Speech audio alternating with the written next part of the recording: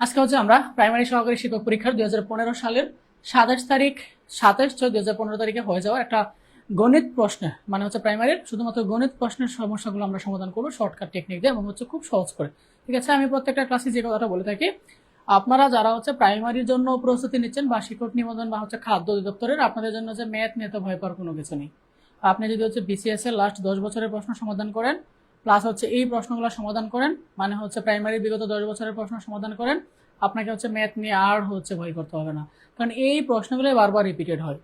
BCS এর প্রশ্নগুলো, primary প্রশ্নগুলো কিন্তু বারবার রিপিটেড হয়। আপনার জন্য এটার জন্য হচ্ছে ম্যাথের এত লম্বা বইও পড়ারও দরকার নাই, ম্যাথের এত লম্বা কোর্সও করারও দরকার নেই। ঠিক আছে, আমাদের টার্গেট হচ্ছে বিগত 10 বছরের প্রশ্ন একদম ফ্রিতে আপনাদেরকে সমাধান করে দিয়ে দেওয়া। ইতিমধ্যে মনে হয় অনেকগুলো প্রশ্ন আমরা সমাধান করে ফেলেছি। ঠিক আছে, যারা ক্লাসগুলো করেনি একটু পেজে স্ক্রল করলেই ক্লাসগুলো পেয়ে যাবেন। ঠিক আছে, ওকে। আরেকটা কথা, আপনারা যারা হচ্ছে শিক্ষক নিবন্ধনের জন্য প্রস্তুতি নিচ্ছেন বা প্রাইমারির জন্য নিচ্ছেন, খাদ্যের জন্য নিচ্ছেন, আপনাদের হচ্ছে চাকরি লাগবে এমন যারা আছেন, আপনারা চাইলে হচ্ছে আমাদের সুপার শর্ট সাজেশনটা নিয়ে নিতে পারেন।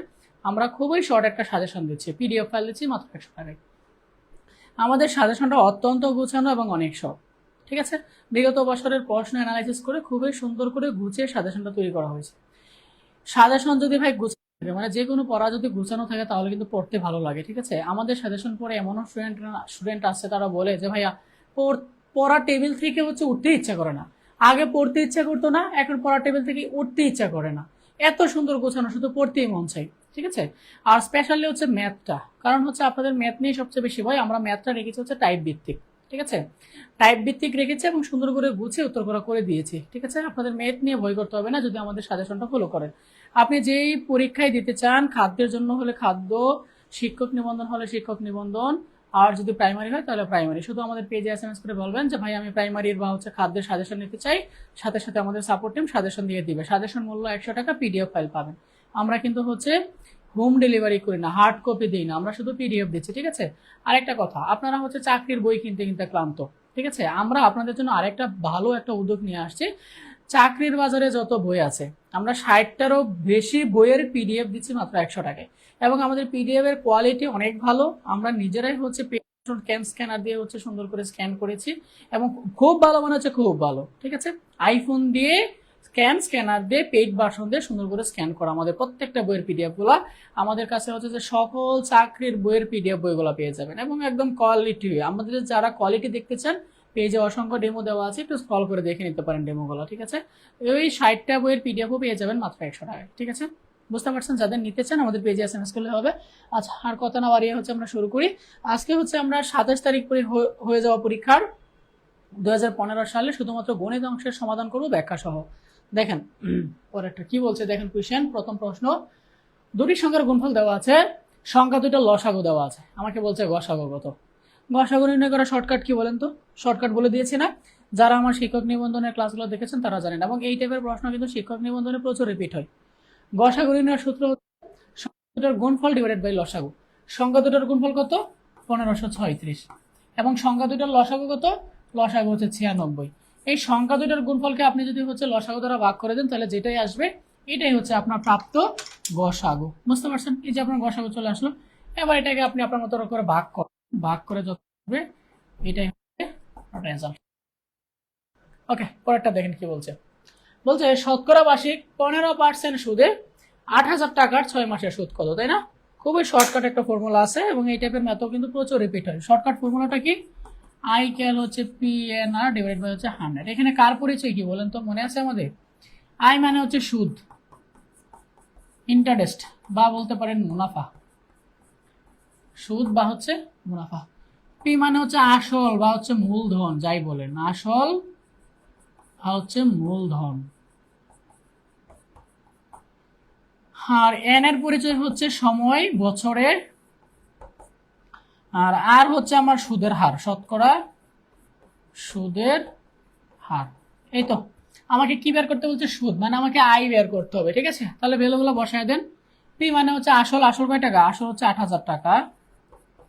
এন হচ্ছে সময়, সময় কত বছর ভাই? একটু ভালো করে দেখেন তো, সময় হচ্ছে 6 মাস। 6 মাস সমান কত বছর? বছর। 1 বছর সমান হচ্ছে 12 মাস, তাই না? তাই 6 মাস সমান কত হবে? বছর। এই সময়টা কিন্তু ভাই বছরে, হ্যাঁ, নট মাসে, বছরে। ঠিক আছে, আচ্ছা। আর কত দেওয়া, আর মানে কি, আর মানে হচ্ছে সুদের হার, সুদের হার তো 15% ডিভাইডেড বাই 100। এখানে অনেকেই বুঝবেন না যে এন এর মান হাফ কেমন আসলো। এন দেওয়া আছে 6 মাস, 6 মাসকে বছর নিলে হাফ বছর মানে অর্ধেক বছর হবে, ঠিক আছে। এবার এটাকে ক্যালকুলেট করলে আপনার সূত্র চলে আসবে 2 দিয়ে 8000 ভাগ করলে হবে কত, 4000, 2 শূন্য 2 শূন্য কাটা, 40 × 15, 4 15 60, তার মানে রেজাল্ট কত আসতেছে 600। তার মানে সুদ কত, সুদ হচ্ছে 600 টাকা। বুঝতে পারছেন? এই তো হয়ে গেল আনসার। এখানে কি বলছে, 10টা সংখ্যার যোগফল দেওয়া আছে। প্রথম 4টা সংখ্যার গড় হচ্ছে 52 আর শেষের 5টা সংখ্যা 38। এখন আমাকে বলছে পঞ্চম সংখ্যাটা কত। তাহলে এই টোটাল যে 10টা সংখ্যার যোগফল আছে, এখান থেকে হচ্ছে প্রথম 4টা সংখ্যার যোগফল আর শেষের 5টা সংখ্যার যোগফল বাদ দিয়ে দিবেন, তাহলে আপনার পঞ্চম সংখ্যাটা কত চলে আসবে। তাহলে প্রথম 4টা সংখ্যা কত, 4টা সংখ্যার যোগফল কত, প্রথম 4টা সংখ্যার যোগফল হচ্ছে 4টা সংখ্যার গড়, ঠিক আছে। এটা হচ্ছে প্রথম 4টা সংখ্যার যোগফল। আর শেষের 5টা সংখ্যার যোগফল কত, শেষের 5টা সংখ্যার যোগফল হচ্ছে এটা। বুঝেন নাই? যেহেতু ভাই 4টা সংখ্যার গড় দেওয়া আছে, তার মানে 4 দিয়ে এটাকে গুণ করলেই তো 4টা সংখ্যার যোগফল চলে আসবে।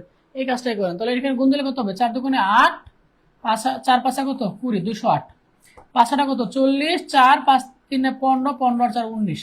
এটা হচ্ছে ভাই প্রথম 4টা সংখ্যার যোগফল, এটা হচ্ছে শেষের 5টা সংখ্যার যোগফল।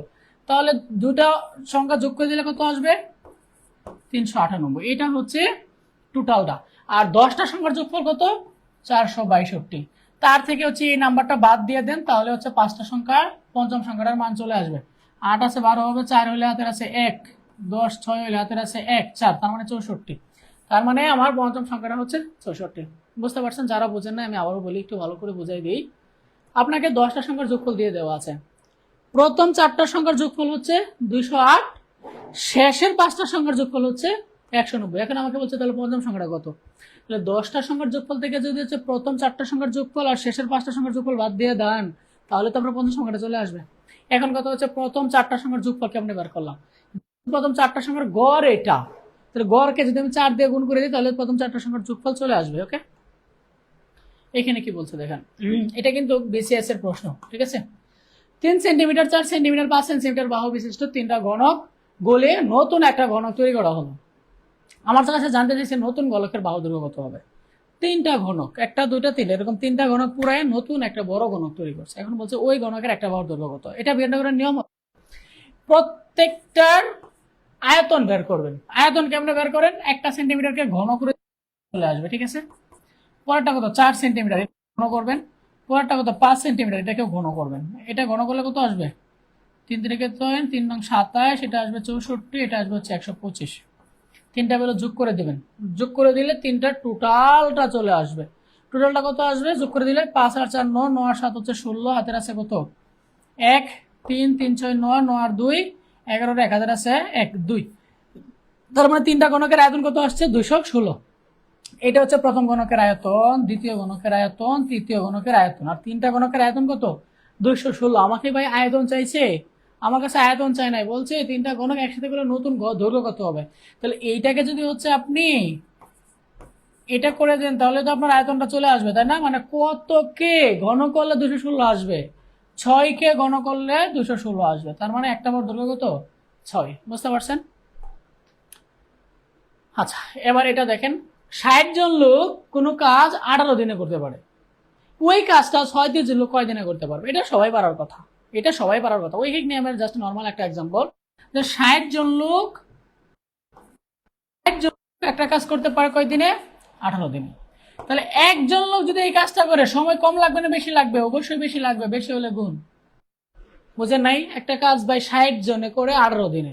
এখন এই কাজটা যদি একজনে করে সময় অবশ্যই বেশি লাগবে, বেশি হলে গুণ। এখন আমাকে বলছে যে 36 জনে কত দিনে করতে পারবে। 36 জনে কত দিনে করতে পারবে, 36 দ্বারা ভাগ করে দিলে আমার রেজাল্টটা চলে আসবে। এই যে এটাকে ক্যালকুলেট করলে যত আসবে তত রেজাল্ট, ঠিক আছে। 18 দুগুণে 36, 30 দুগুণে 60, তার মানে কতদিন লাগবে 30 দিন। বুঝতে পারছেন? নর্মাল অঙ্ক। পরেরটা দেখেন কি বলছে, 120 জন ছাত্রের মধ্যে 30 জন ছাত্র ফেল করলে আমাকে বলছে পাশের হার কত। ফেলের হার কিন্তু বলে নাই, কিন্তু লাগাই দেবেন আপনারা। আমাকে বলছে কি পাশের হার, ঠিক আছে। 120 জনের মধ্যে ফেল করছে কতজন, 30 জন। ভালো করে বুঝেন, 120 জনের মধ্যে ফেল করছে কতজন, 30 জন ফেল করছে। তাহলে আপনি যদি হচ্ছে 100 জনের মধ্যে বের করতে পারেন ফেলের হার, তাহলে 100 জনের মধ্যে কতজন ফেল করছে, 100 জনের মধ্যে কতজন পাস করছে, এটা আপনি ইজিলি বের করে ফেলতে পারবেন। কনসেপ্টটা বুঝেন নাই? আপনাকে বলছে 120 জন ছাত্রের মধ্যে 30 জন ছাত্র ফেল করছে, এখন পাশের হার কত? 120 জনের মধ্যে যদি 30 জন ফেল করে থাকে, তাহলে 100 জনের মধ্যে কতজন ফেল করছে, তাহলে আপনার ফেলের হারটা চলে আসবে। 100 থেকে ওইটা বাদ দিয়ে দিলে আপনার পাশের হারটা চলে আসবে। ঠিক আছে? তাহলে 120 জনের মধ্যে ফেল করছে হচ্ছে 30 জন, তাহলে একজনের জন্য ফেল করবে কত? 30 ও 120। 100 জনের মধ্যে কত ফেল করছে? 100 জনের মধ্যে ফেল করছে হচ্ছে 30 ইন্টু 100 ডিভাইড বাই হচ্ছে 120। আমি এখানে কি করছি? আমি এখানে করছি হচ্ছে 120 জন ছাত্রের মধ্যে 30 জন ছাত্র ফেল করছিল, আমি 100 জনের মধ্যে কতজন ফেল করছি এটা আমি বের করছি। এই যে 100 জনের মধ্যে এতজন ছাত্র ফেল করছে, ক্যালকুলেট করলে কত আসবে? 0 কাটা 3 4 12 4 25 100। তার মানে ছাত্র ফেল করছে কতজন? 25। এই 25% হচ্ছে ভাই ফেলের হার। 25% কি ফেলের হার। কিন্তু আমার কাছে কি ফেলের হার জানতে চাইছে? না, পাসের হার জানতে চাইছে। তাহলে 100 জনের মধ্যে যদি 25 জন ফেল করে, পাসের হার কত হবে? 75%, তাই না? 100 - 25। খুবই সুন্দর একটা প্রশ্ন, এটাও বিসিএস এর প্রশ্ন, খুব সম্ভবত 30তম বিসিএস এর একটা প্রশ্ন। 3, 9 ও 4 এর চতুর্থ সমানুপাতিক কত? খুবই নর্মাল আনসার। 1:3, আর একটা 9, আর একটা 4, আর একটা কত এটা আমাকে বের করতে বলছে। ধরে নিই আরেকটা হচ্ছে x। 3:9 কে কি লেখা যায়? 3/9। আর 4:x কে লেখা যায় হচ্ছে 4/x। এখান থেকে x এর মানটা বের করতে পারলে আমার চতুর্থ সমানুপাতিকটা বের হয়ে যাবে। ঠিক আছে? তাহলে এখানে কত আসবে? 3x ইকুয়াল হচ্ছে 4 নং 36। তাহলে x ইকুয়াল কত আসবে? 12। তার মানে চতুর্থ সমানুপাতিকটা কত? 12। বুঝতে পারছেন? নর্মাল না? এই জন্যই বলি ভাই, যারা প্রাইমারির জন্য আপনারা প্রস্তুতি নিচ্ছেন, বা শিক্ষক নিবন্ধনের, বা হচ্ছে খাদ্য অধিদপ্তরের, ম্যাথের জন্য এত বই পড়ারও দরকার না, এত বড় কোনো এত লম্বা কোর্সও করারও দরকার নেই ম্যাথে। জাস্ট বিগত সালের প্রশ্নগুলো বুঝে বুঝে সলভ করেন, এইখান থেকে আপনি শতভাগ ম্যাথ পারবেন। ঠিক আছে? এখানে কি বলছে? এটা সবাই পারবেন, রিপিটেড কোশ্চেন। এই কোশ্চেনটা প্রাইমারিতে বহুবার রিপিট হয়েছে। a প্লাস বির মান দেওয়া আছে, a মাইনাস বির মান দেওয়া আছে। আমাকে বলছে a b কত? a b এর ফর্মুলা বসায় দেন। আমরা a b ইকুয়াল কি জানি? আমরা a b ইকুয়াল জানি হচ্ছে a plus b by 2 whole square minus হচ্ছে a minus b by 2 whole square. ঠিক আছে? a প্লাস বির মান হচ্ছে 5, a মাইনাস বির মান হচ্ছে 3। ক্যালকুলেট করলে কত আসবে? 25/4 মাইনাস হচ্ছে 9/4। তাহলে কত হবে? 25 - 9 16/4 ইকুয়াল কত হবে? 4। ঠিক আছে? বুঝতে পারছেন? পরেরটা দেখেন কি বলছে। এটাও সবাই পারবেন। x প্লাস 2 এর মান দেওয়া আছে, x এর মান দেওয়া আছে। আমাকে বলছে x এর মান কত। দেখেন x প্লাস 2y সমান কত দেওয়া আছে? 4, তাই না? আবার x এর সমান কত দেওয়া আছে? x এর সমান দেওয়া আছে হচ্ছে 2। তাহলে x ইকুয়াল কি বলা যায়? 2/y বলা যায়। তাহলে এখানে x এর জায়গায় x এর মানটা বসায় দেন 2/y প্লাস হচ্ছে 2y ইকুয়াল হচ্ছে 4। এখানে যদি আপনি লসাগুটা নেন তাহলে কি লেখা যাবে? এখানে কত হবে? 2 প্লাস কত হবে? আচ্ছা, এখান থেকে যদি আমরা মান বাইর করি 2/x না, এক কথাই হবে। আচ্ছা দেখেন যদিও হচ্ছে ভ্যালুটা অনেক বড় চলে আসবে। আচ্ছা আমরা করি, দেখেন এটা কত হবে? এটা হবে হচ্ছে 2y স্কোয়ার ইকুয়াল কত আসবে? 4। তাহলে এখানে আর গুণন করলে কি লেখা যায়? 2 প্লাস 2y স্কোয়ার ইকুয়াল হচ্ছে 4y, তাই না? তাহলে 2y square minus 4y plus 2 equal কত লেখা যায়? 0, তাই তো? আচ্ছা, এবার এটাকে যদি ক্যালকুলেশন করেন কত লেখা যাবে? 2y স্কোয়ার, তার মানে 2 দুগুণে 4, তাই না? 2 দুগুণে কত হবে? 4। তাহলে কি লেখা যায়? 2y square minus 2y plus 2 equal হচ্ছে 0। এখান থেকে যদি 2y কমন নেওয়া যায় তাহলে এখানে থাকবে y মাইনাস 1। এখান থেকে যদি 2 কমন যায় তাহলে কি থাকবে? y minus 1। তাহলে একটা ভ্যালু কত আসতেছে? 2y মাইনাস 2, আর একটা ভ্যালু আসতেছে হচ্ছে y মাইনাস 1, তাই না?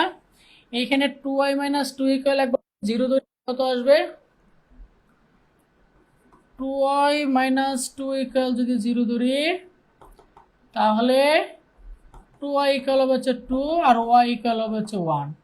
আর যদি y মাইনাস 1 ইকুয়াল 0 ধরি তাহলে আমার y ইকুয়াল কত আসতেছে? 1 আসতেছে। তার মানে y এর মান কত পাইছি? তাহলে এখানে যদি আমি ওয়াই এর মান 1 বসায় দিই তাহলে আমি এক্স এর মান কত পাবো 2। এটা হচ্ছে আমার আনসার। বুঝতে পারছেন? বুঝতে পারছেন? ঠিক আছে, ওকে নেক্সট। বলছে 1 হতে 100 পর্যন্ত সংখ্যা সমূহের যোগফল কত? এটা নির্ণয়ের সূত্র কি? সূত্র হচ্ছে n into n plus 1 divided by 2। আমরা সবাই জানি n মানে হচ্ছে পদ সংখ্যা। এখানে কয়টা পদ আছে? 100টা পদ আছে। তাহলে n এর মান 100 বসায় দেন, তাহলে কত আসবে? 101 ডিভাইডেড বাই 2। 2 দিয়ে ভাগ করলে 50, 50 ইন্টু 101 সমান কত আসবে? 5050। এটাই হচ্ছে 1 থেকে 100 পর্যন্ত সংখ্যার যোগফল। ঠিক আছে, সূত্র কি? n into n plus 1 divided by 2। Next, 0.1 এর বর্গমূল কত? আমাদের শর্টকাটটা জানা আছে না? বলেন তো, আমাকে বলছে 0.1 এর বর্গমূল কত? Shortcut key? Shortcut key? জোড়া মিলাইতে হবে, একটা শূন্য দিয়ে জোড়া মিলাইলাম। এবার হচ্ছে এই 10 এর বর্গমূল করব। 10 এর বর্গমূল, 10 এর কাছাকাছি বেলো কত? 3, সরি 9, তাই না? 10 এর কাছাকাছি বেলো কত? 9। 9 কে কি লেখা যায়? 3 স্কোয়ার। আর এখানে কি লিখবো? 3 এর ডাবল। 3 এর ডাবল কত? 6, তাই না? 1/6 মানে কত? 0.166। তাহলে যোগ করলে কত হবে? 3.166। এখানে জোড়া করে একটা, তার মানে দশমিক 1 করে এদিকে চলে আসবে, তার মানে কত লেখা যাবে? 0.3166। এটাই হচ্ছে আমার আনসার। বুঝতে পারছেন? শর্টকাট জানা আছে না সবার? শর্টকাট জানা না থাকলে অবশ্যই অবশ্যই আমাদের শর্টকাট টেকনিকের উপরে বর্গমূলের একটা ক্লাস আছে, এটা দেখে নেবেন। ঠিক আছে, পরেরটা দেখেন কি বলছে। কয়ের টাকা ক্ষয়ের টাকার দ্বিগুণ, তাদের দুজনের মোট 30 টাকা হইলে আমাকে বলছে ক্ষয়ের টাকা কত। দেখেন, যদি আমি ধরে নিই যে ক্ষয়ের টাকা হচ্ছে x, তাহলে ক্ষয়ের টাকা কত হবে? বলছে ক্ষয়ের টাকার দ্বিগুণ, তাহলে কত হবে? ক্ষয়ের টাকা 2x। এখন আমাকে বলছে তাদের দুজনের মোট টাকা 30, একজনের টাকা x আর একজনের টাকা 2x, তাদের মোট হচ্ছে কত? 30। তাহলে 3x ইকুয়াল কত লেখা যায়? 30। তাহলে x ইকুয়াল কত লেখা যায়? 10। তার মানে ক্ষয়ের টাকা হচ্ছে 10 আর ক্ষয়ের টাকা কত? 10 দোকানে 20।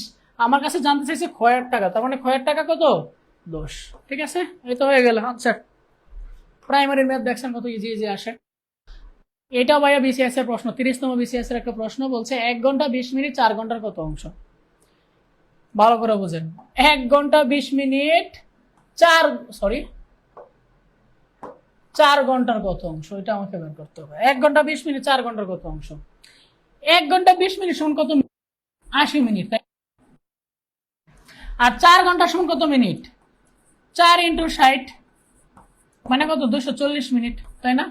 তার মানে কত হবে? 80/240, 0 0 3 8 24, তার মানে কত আসতেছে? 1/3 অংশ। বুঝলা? দেখছেন কত সোজা। মিনিটে বের করুন। 1 ঘন্টা 20 মিনিট সমান হচ্ছে 80 মিনিট। কেমনে? 1 ঘন্টা সমান 60 মিনিট আর 20 মিনিট হচ্ছে 80 মিনিট, আর 4 ঘন্টা সমান হচ্ছে 240 মিনিট। তার মানে আনসার কত? 80/240।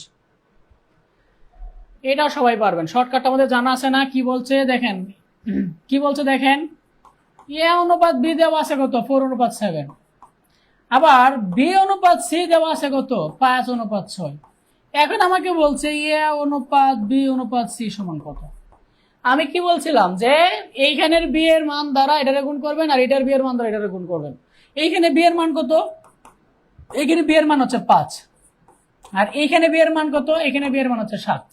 তাহলে গুণ করেন, 4 5 20 অনুপাত 35।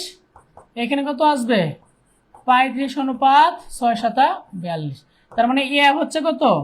ইয়া হচ্ছে আমার 20, বি হচ্ছে 35, সি হচ্ছে 42। এটা হচ্ছে আনসার। দেখছেন কত শর্টকাট, কত সহজে করে ফেলা যায়।